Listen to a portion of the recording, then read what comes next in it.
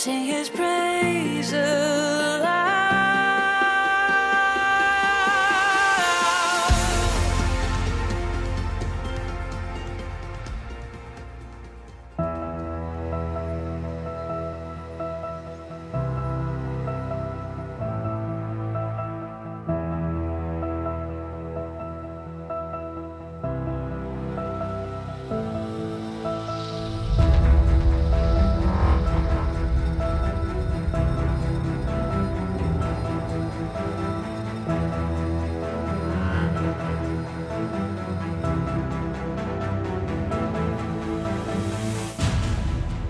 Bienvenue, bienvenue, bienvenue.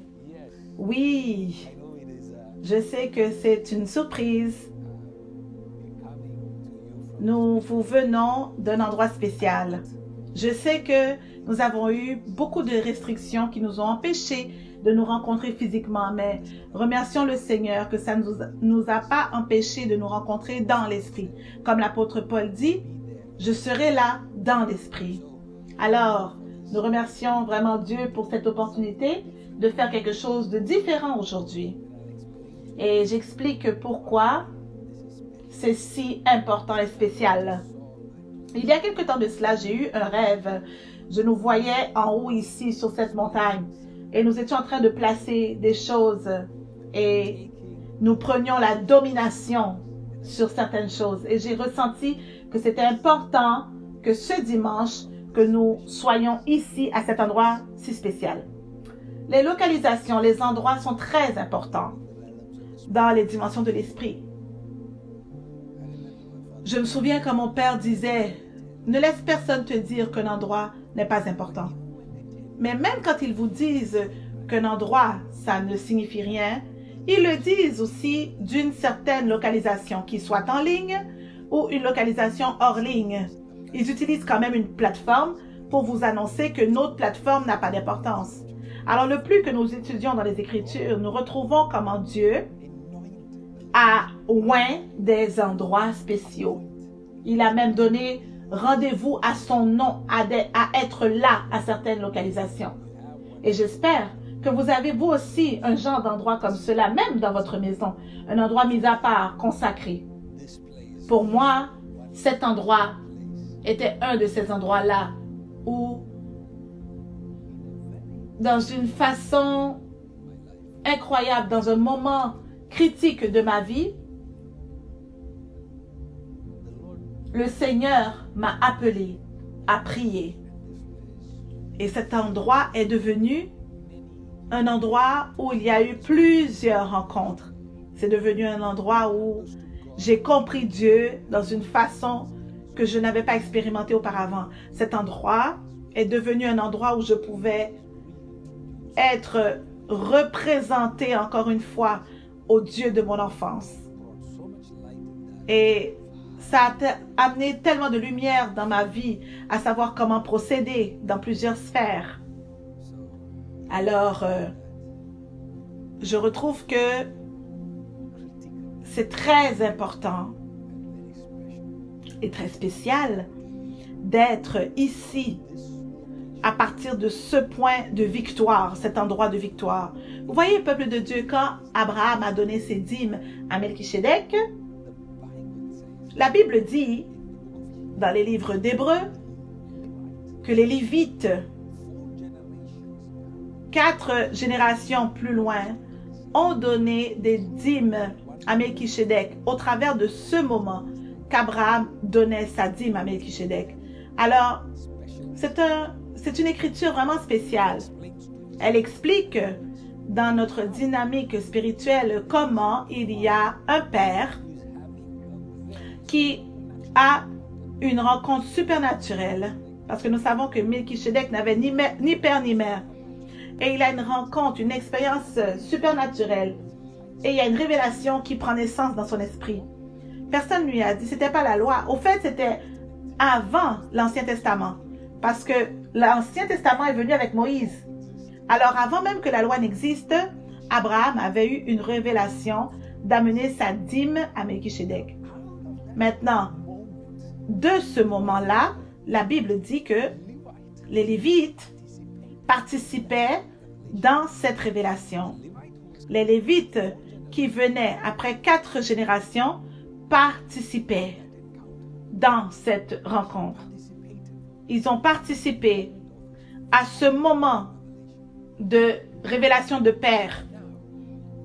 Maintenant, est-ce que cela veut dire que tous ses frères ont participé également? Ça, c'est à savoir. Mais évidemment, les Lévites avaient un différent mode de vie que leurs frères. Parce qu'on n'entend pas, on ne mentionne pas les autres frères. Donc, 4 générations à partir de la ligne d'Abraham, il y a eu quelqu'un qui a eu un mode de vie qui a eu un lien avec le mode de vie du papa qu'il n'avait jamais rencontré. Et il a eu la possibilité de toucher la révélation, la rencontre, et l'accès et l'héritage que son père lui avait apporté au travers de ce moment de rencontre. Oh mon Dieu, mon Dieu. Ça, c'est vraiment quelque chose. C'est profond. Ce qui veut dire que, étant inspiré par l'Esprit quand je viens vers vous à partir de cet endroit, je peux aussi vous garantir que cet endroit, quand j'avais ces rencontres avec le Seigneur, je peux vous dire que cet endroit, vous aussi, vous étiez en train d'avoir des rencontres sans le réaliser, oui ou non. Peut-être que vous n'aviez pas encore connu notre ministère. Vous ne saviez pas qu'il y avait des percées qui se passaient des années avant que vous arriviez. Alors, il y a eu tellement d'expériences que j'ai eues avec Dieu que je ne peux même pas savoir si je peux parler de tout ça. Des dimensions que je ne savais même pas qui existaient. Ça m'a été révélé dans cet endroit spécial. La grâce et la miséricorde, d'une manière que je n'ai jamais rencontrée auparavant, m'ont été révélées à cet endroit. Alors, j'aimerais que vous sachiez que vous n'avez pas besoin de venir à cet endroit. Cet endroit est venu à vous maintenant. Nous avons été sur un très beau voyage. Le Seigneur nous a enseigné beaucoup de choses aujourd'hui. Je vais le garder très très court. Et nous sommes sur le sujet d'être enracinés. Et je sais que vous appréciez ce que Dieu nous a annoncé depuis Adam. Et comment est-ce que nous avons touché la gloire et regardé à l'extérieur de la gloire. Nous avons parlé d'une transposition. Et nous allons probablement regarder encore plus en profondeur dans les semaines à venir. Mais aujourd'hui, je veux établir les fondements pour ce qui s'en vient. Ce qui va nous conduire aux 2 disciples d'Emmaüs qui marchaient de Jérusalem, une marche de 2h30. Et la Bible parle comment est-ce qu'ils étaient en train de raisonner l'un et l'autre, parlant des choses qui s'étaient passées. Et la Bible dit que notre Seigneur et Sauveur, Jésus, a été attiré vers eux et a commencé de leur parler et à marcher près d'eux. Aujourd'hui, j'aimerais vous parler de la proximité de notre Seigneur. Comment attirer la proximité de notre Seigneur? Après la résurrection, nous savons que il y a eu certains incidents qui ont pris place à la tombe. Certains disciples qui refusaient de rester à la maison et d'accepter. Alors ils sont allés pour chercher le corps de Christ, de Jésus. Et parmi eux, il y avait quelques femmes. Et la Bible dit que Marie est arrivée en premier. Elle a cherché Jésus, elle ne pouvait pas le trouver. Elle a commencé à pleurer. Quand Marie retourne et dit aux disciples que le maître était manquant, Jésus manquait, qu'elle n'avait pas trouvé. Alors Pierre et Jean, c'est intéressant, c'était les 2 seuls qui ont osé assez de sortir pour chercher.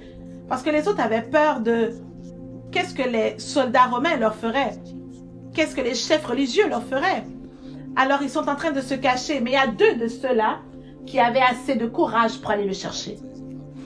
Alors la Bible dit comment Pierre et Jean, Pierre courait et Jean aussi, il est parti parce qu'ils ont été passionnés. Pour peu importe la raison, ils sont allés passionnément et ils ont cherché. Ils ont regardé pour Jésus. Ils ne pouvaient pas le trouver. Et ils ont laissé cette tombe, cet endroit. Mais la Bible dit que Marie est demeurée, elle est restée. Voilà quelque chose d'intéressant. Alors Marie vient, elle cherche Jésus, ne le trouve pas. Retourne, invite Pierre et Jean. Les deux viennent ensemble. Maintenant, remarquez que Marie ne reste pas à la maison. Ce qui veut dire qu'elle n'est pas seulement venue pour communiquer le fait que Jésus était manquant. Elle n'allait pas seulement retourner à pleurer, à être dépressive, avoir la peur. Non, elle retourne encore avec ces deux-là et continue sa recherche pour le maître. Maintenant, les deux ne pouvaient pas trouver Jésus et eux sont retournés. Mais Marie a refusé. Elle ne voulait pas abandonner. Elle n'était pas prête. Même si elle savait, elle avait confirmé que Pierre, Jean avaient confirmé aussi. Non, Jésus est vraiment parti. Alors, pour eux, il était enlevé parce qu'ils ne savaient pas qu'il était ressuscité encore. Et Marie est restée là, en train de pleurer. C'est tellement incroyable que c'est à ce moment précis que la Bible dit que Jésus apparut à Marie. Alors, c'est important pour nous de comprendre que ce détail, la question était que, est-ce que Jésus n'était pas là quand Marie est arrivée la première fois? Oui, probablement. Il était là. Mais il n'y avait pas la nécessité pour lui de se manifester à ce moment. Il n'y avait pas la demande pour qu'il se manifeste. Alors, quand elle part et ramène les deux disciples, et que un était un bien-aimé de Jésus, alors même à ce moment-là, Jésus refuse de se manifester parce qu'il n'y avait pas la demande pour sa manifestation. Alors, ces deux disciples, quand ils étaient là, est-ce que Jésus n'était pas là? Oui, il était là. Mais il ne s'est pas manifesté parce qu'il n'y avait pas la demande. Il n'y avait pas la faim, la soif. Il n'y avait pas le désespoir. Il n'y avait pas de sacrifice. Ils ont regardé, ils ont observé et ils sont partis. Mais là, la prochaine partie, Marie est restée. Elle n'est pas seulement restée, elle a commencé à pleurer, pleurer, sangloter, refusant de laisser cet endroit. Je peux imaginer un moment où Pierre et Jean disent, ok, viens, on y va, ça va, c'est pas sécuritaire de rester, allons, on part. Mais cette femme a refusé de les accompagner. Il a dit, probablement c'est dangereux pour toi d'être trouvé ici. Si les soldats romains viennent, ta vie sera en danger. C'est pas le meilleur moment pour nous les chrétiens d'être ici dehors. Mais Marie refusa d'être intimidée. Elle refusait de laisser cet endroit si précieux. Cet endroit.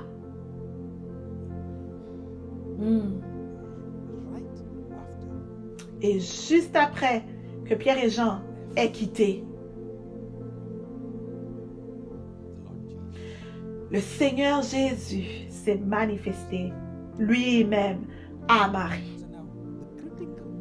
Alors, la partie importante que j'aimerais que vous compreniez, c'est que le Seigneur Jésus n'a pas pris l'occasion de se manifester quand Pierre et Jean étaient là. Il y a quelque chose au sujet du Seigneur Jésus qui observe, qui attend, qui évalue le niveau de sacrifice de chaque individu.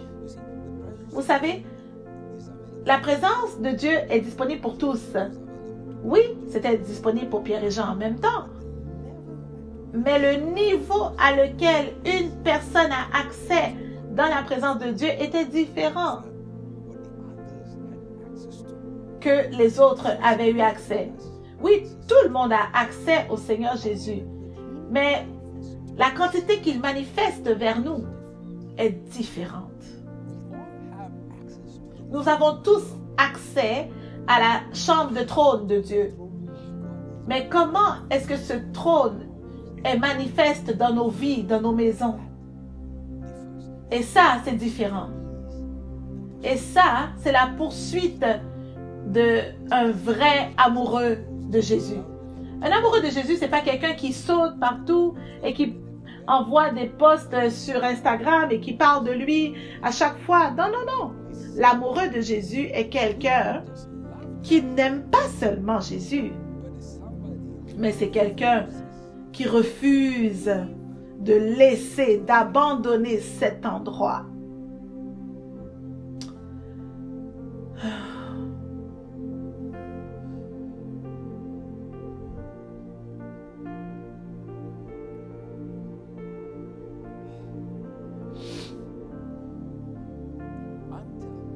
Jusqu'à ce que vous soyez capable d'attirer Jésus de cet endroit caché. Et que vous êtes capable de dire, Seigneur, je ne suis pas seulement un adorateur de Christ de nom, mais un adorateur de Jésus, parce que je refuse de laisser cet endroit jusqu'à ce que sa manifestation me soit connue. Alors même aujourd'hui, enfant de Dieu, le Seigneur Jésus est en train d'attendre pour se révéler à quelqu'un qui est capable de comprendre qu'il y a des gens que vous aimez, mais qui n'ont pas payé le prix pour toucher cette même chose que vous désirez tant. Parce que le niveau que vous désirez n'est pas le niveau que eux, ils désirent Jésus. Laissez-moi le reprendre encore une fois. Ils aiment Jésus aussi.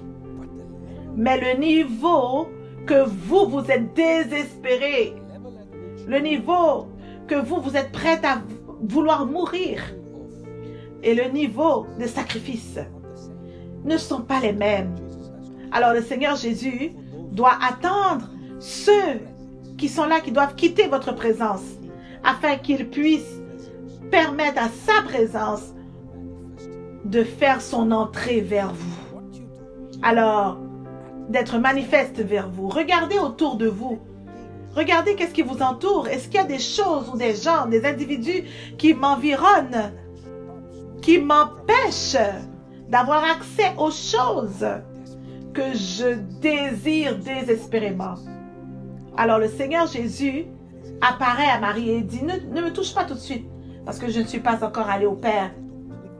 Ce qui veut dire, ne t'accroche pas à moi, dans d'autres versions, parce que je ne suis pas encore allé vers le Père. C'est puissant. Il y a comme deux compréhensions théologiques à cette écriture qui dit que il y a des gens qui disent, non, ne me retiens pas, parce que je dois aller vers mon Père. Mais il y a un moment où Jésus dit, va dire aux frères que je vais vers le Père. Alors, il va les rattraper en d'autres termes. Donc, avant d'aller, dis-leur, j'arrive. Jean 20, 17. Alors, c'est très clair pour moi que Jésus, c'était pas dans sa séduction, c'était pas dans son rendez-vous, dans son plan originel. Mais il y avait une femme qui a refusé de bouger, de s'enlever de là. Et elle est restée, elle s'est accrochée à cet endroit. Et le Seigneur devait se rendre manifeste. Alors la Bible parle d'une femme nommée Anne.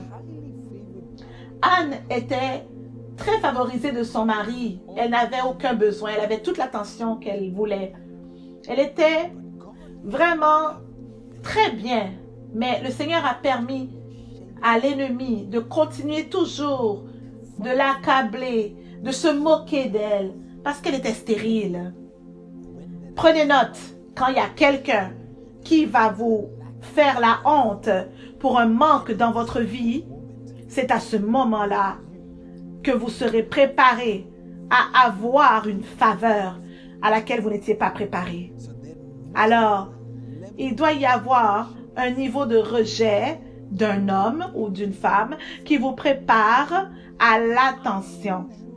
Et une attention qui est non habituelle à la présence de Dieu. Et c'est écrit au travers de la Bible. Je n'essaye pas de faire la théologie d'un moment. Vous le verrez dans la vie de David, rejeté par ses frères, mais préparé pour le trône. En fait, le ministère prophétique, si vous voyez des prophètes, c'était des personnes seules, des personnes mal comprises, seules en haut des montagnes. Donc, si vous préparez vos enfants à être des prophètes, vous voyez, vous devez alors commencer à les préparer à un mode de vie de prophète. Ce qui veut dire qu'ils ne peuvent pas être des personnes qui ont des milliers d'amis autour d'eux. Il y a quelque chose vous allez observer et voir qu'ils sont solitaires. Ils n'ont pas beaucoup d'amis. Ils ne sont pas dans les clubs populaires. Ils ne sont pas dans toutes les fêtes. Ils se retrouvent souvent mal compris, seuls. Ils se retrouvent dans un chemin où il n'y a pas beaucoup d'entre eux qui sont prêts à participer. Le chemin est définitivement étroit pour eux. Mais c'est une préparation pour l'appel. Parce qu'il y a très peu de personnes dans votre vie qui sont prêts à payer la même quantité de sacrifices. Mourir le genre de mort qui est requis pour avoir ces endroits-là. Il y a très peu de personnes. Et c'est ça qui fait ce cheminement n'est pas si rempli de personnes. Et voilà, voici Anne, dérangée par les gens autour d'elle. Elle commence à aller au temple. Pendant une année, elle est là, année après année. Elle frappe, elle prie, elle demande. Et à un moment, elle commence à arriver au point que le prêtre peut même penser qu'elle est saoule. Et à ce moment-là, qu'elle est ivre. Et c'est ce moment-là qu'elle attire l'attention du prêtre et il dit, OK, va chez toi. Et même moment, l'année prochaine, tu auras un enfant. Alors souvenez-vous que le prêtre n'était pas un prophète, mais il était dans un endroit où la présence de Dieu était. Il se tenait à l'endroit où la présence de Dieu fait que maintenant ce prêtre puisse toucher la grâce afin de relâcher la bénédiction. Comme étant l'office du prêtre à la localisation de la présence de Dieu, à cet endroit-là, il prononce une parole sur sa vie et il dit, année prochaine, même moment. Il ne prophétisait pas, il ne disait pas, j'ai cherché la pensée de Dieu et Dieu dit, non, non, non. Il a compris là où il était.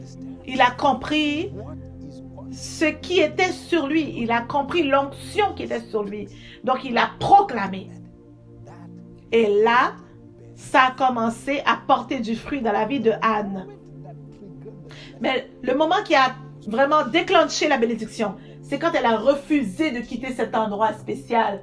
Et elle a commencé à pleurer au point qu'elle avait l'air même d'une personne folle. Ça a attiré l'attention de Dieu, retrouvant un endroit de sacrifice. Vous devez peser et analyser et dire, est-ce qu'il y a quelqu'un autour de moi qui ne peut pas participer dans ce niveau que j'ai apporté? Parce que souvenez-vous, les Lévites étaient capables de toucher la grâce de leur arrière-arrière-grand-père parce qu'ils participaient maintenant dans ce niveau de sacrifice 4 générations. Alors voilà Pierre et Jean qui ne sont pas prêts à payer le même prix de persister et de rester là. Vous voyez, ce n'est pas tout le temps que les gens autour de vous sont prêts à payer le même prix que vous payez pour aller là où vous devez aller. Mais le peu qu'ils peuvent faire, c'est d'honorer le sacrifice que vous avez payé. Alors cet honneur, maintenant, ouvre les portes pour eux, afin qu'ils soient capables de voyager et d'arriver aussi à cet endroit là où vous allez. Mais imaginez que vous payez le prix et que Dieu vous honore et Dieu dit, oui, je vois tes prières, je vois tes sacrifices, je vois ta persistance. Mais là, il y a quelqu'un dans votre maison, dans votre amitié, dans votre cercle, qui se moque de votre sacrifice, qui se moque de votre persistance, qui rit à comment est-ce que vous êtes vraiment fou pour Dieu, cet individu ne pourra jamais prendre part de la bénédiction que vous avez été préparée par le Seigneur. Et dans certaines maisons, c'est la femme qui prie beaucoup. Dans d'autres maisons, c'est l'homme qui prie beaucoup. Le moins que vous puissiez faire, que le conjoint peut faire pour participer dans la bénédiction de cette personne qui prie, c'est d'honorer la grâce de la persistance. Cette grâce qui est sur eux, qui a permis qu'ils puissent rester à genoux en votre faveur. En honorant cela, vous pourrez toucher la grâce qui est sur leur vie. Mais cette semaine, je veux que vous puissiez réfléchir et méditer, remercier Dieu et élever la gratitude et dire, Seigneur, je veux te remercier parce qu'il y a des percées que je n'ai peut-être pas vues maintenant, mais qui sont déjà, j'en fais part. J'en ai déjà fait part. Que je l'ai réalisé ou non, c'est encore disponible pour moi. Et je vais prier pour vous à partir de cet endroit. Que la main puissante de Dieu vous soit révélée. Dans la prochaine saison, ça sera très spécial. La prochaine saison, quand le Seigneur veut ouvrir de nouvelles dimensions vers vous, je veux que vous sachiez que l'ennemi va venir très très fort et puissant pour vous combattre, pour vous décourager. En fait, il y a quelquefois que nous ne sommes pas capables de vraiment célébrer nos victoires parce que nos batailles passées étaient tellement difficiles qu'elles nous ont laissé des blessures qui nous dérangent encore. Nous sommes encore en train de souffrir de cela. Oui, nous sommes près des eaux vives et nous sommes encore vivants et bien. Mais nous pensons encore à ce dernier argument. Nous pensons encore à cette parole qui avait été dite dans un moment de faiblesse. Alors Dieu vous a sauvé. Il vous a rescapé du grand démon qui est envoyé pour déranger votre vie, votre maison. Mais vous n'êtes pas capable de célébrer votre victoire parce que vous pensez encore aux échecs passés. Vous réfléchissez encore. Mais comment il a pu me dire ça? Comment il a pu me faire ça? Alors vous ne serez jamais capable de célébrer la victoire. Et lentement, vous vous retrouvez être attiré encore dans cet endroit qui a causé tous les problèmes au départ. Alors au lieu de prendre le temps de remercier Dieu pour la victoire qu'il vous a donnée dans la victoire, dans la bataille, vous êtes sur le point de perdre la guerre. Enfants de Dieu, j'aimerais que vous pensiez à toutes les victoires que Dieu vous a données à vous et vos maisons. Au lieu de vous focaliser sur toute la négativité qu'il y a autour de vous, remerciez le Seigneur pour la victoire qu'il vous a donnée. Parce que ça, c'est un autre truc de l'ennemi. Il veut que vous soyez concentrés sur les défaites, tellement sur les blessures passées et ne pas célébrer les petites victoires que Dieu vous donne chaque jour. Alors vous et votre famille, regardez autour de vous et dites-vous, pour quelle victoire pouvons-nous remercier Dieu? Quelle victoire pouvons-nous célébrer? Maintenant, je vais m'enraciner dans cet endroit-là. Là où je suis rempli de gratitude, de remerciement et que j'ai semé les semences d'honneur et que je suis resté là et que je suis rentré dans de plus grandes victoires. Je veux conclure avec ceci. Il y a quelques fois que spirituellement, il est très difficile de mesurer la grandeur spirituelle, la croissance spirituelle. Je me souviens voir mon fils Moïse comme étant un petit prodige dans mes mains, un petit miracle. En fait, j'ai été par accident la sage-femme pour la naissance de mon fils Moïse. Mais je ne me souviens pas quand il a grandi si vite. Mais j'ai été avec lui à chaque jour et je ne me rappelle pas le voir grandir. Mais quelquefois, j'ai un invité ou deux qui viennent à la maison et eux, ils vont remarquer et dire « Hey, il a grandi !» Et là, je me demande « Mais ça s'est passé quand au juste ?» Oui, il a grandi devant mes yeux, mais je n'ai pas remarqué. Je n'ai jamais attrapé cette croissance.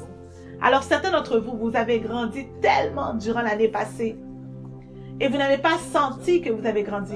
Mais si vous observez, en fait, si vous pouvez parler même avec des gens qui ne sont pas si proches de vous, eux, ils vont être capables de témoigner que vous n'êtes plus la même personne.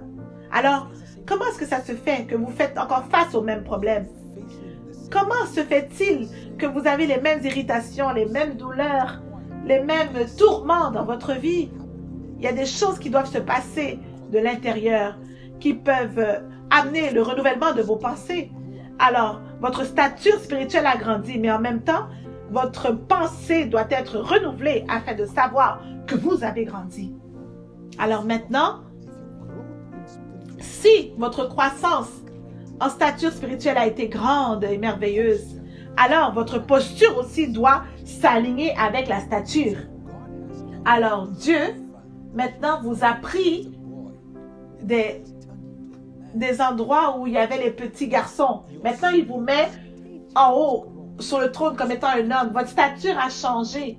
Votre posture doit s'aligner aussi. Ce qui veut dire que vous ne pouvez plus jouer comme un enfant, comme auparavant. Vous ne pouvez plus être en train de bouder comme un enfant.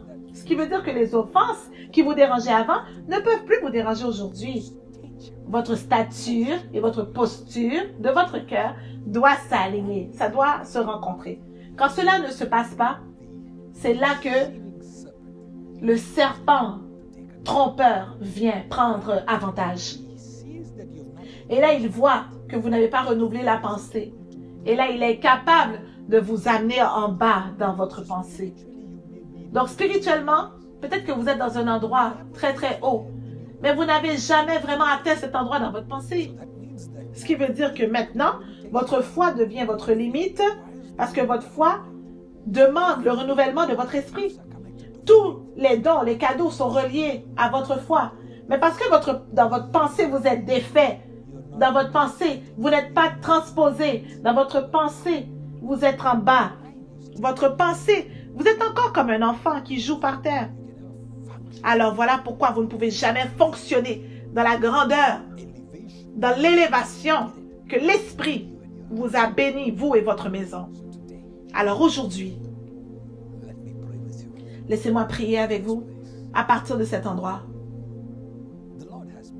Le Seigneur a été vraiment miséricordieux pour nous. Et si ce n'était pour le Seigneur de notre côté, nous ne serions pas là. Alors nous allons aller vers le Seigneur, vous et votre maison. Toute personne que Dieu a envoyée à ce ministère, vous faites partie de cette percée sans même le savoir, le réaliser. Il y a certaines personnes qui le réalisent très très vite, d'autres prendront du temps pour le réaliser. Et c'est un mystère en lui-même. Et ça, c'est pour un autre jour. Mais vous êtes là aujourd'hui et nous célébrons ce que Dieu a fait. Et nous remercions Dieu pour ce qu'il fait. Je peux vous dire que avec maturité, je ne sais pas si je devrais dire cela, mais je pense que vous allez aimer cela. Que à partir de hier, nous avons changé encore de chapitre dans les dimensions de l'esprit. Donc vous voyez, quelquefois sans le savoir, notre posture ne change pas. Donc on n'a pas la chance d'apprécier l'endroit où Dieu nous amène. Mais vous allez le voir. Dans les 3-4 semaines qui viennent, beaucoup de choses vont tomber en place, beaucoup de témoignages, des maisons seront relâchées, des personnes, de nouvelles maisons, nouvelles propriétés qui viennent sur les gens dans le nom de Jésus.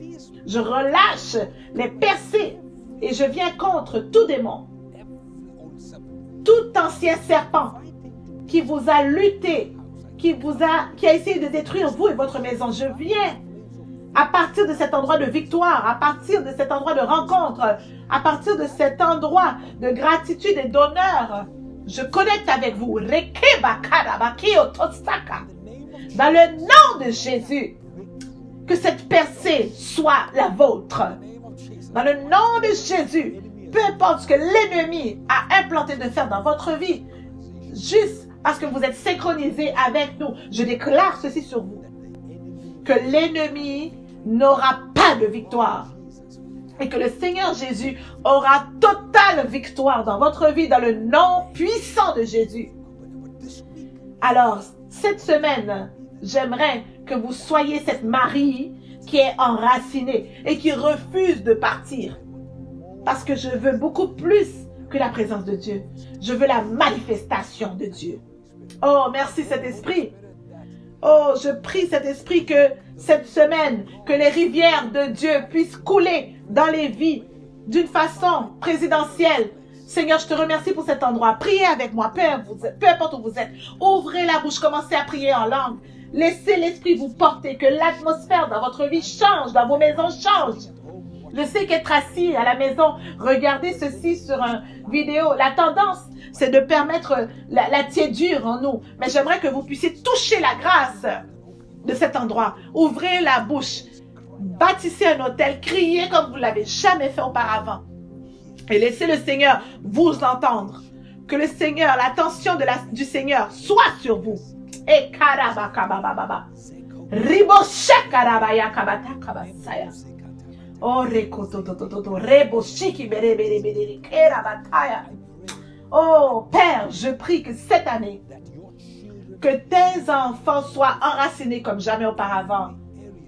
Que toute sphère que l'ennemi a éparpillée, dans toute sphère qui n'était pas sûre, Seigneur, qu'ils soient sûrs cette année, qu'ils soient établis, que leurs racines aillent en profondeur cette année. Que les anges soient envoyés pour tes enfants maintenant. Je crois dans le ministère des anges. Et maintenant, j'envoie des anges, peu importe où ils sont. J'envoie les anges de Dieu dans leur maison. Les anges de Dieu arrachés, arrêtés, toute activité démoniaque qui ont des planifications dans leur vie, dans leur maison. Qu'il y ait la lumière dans leur maison. Que le feu de Dieu soit relâché dans leur maison. Père, qu'ils deviennent des amoureux, des adorateurs de Jésus d'une façon présidentielle. Oh, nous te remercions, Père, dans le nom de Jésus. Amen, amen, amen. Je suis tellement heureux et content que vous soyez capable de me rejoindre sur ce très bel épisode.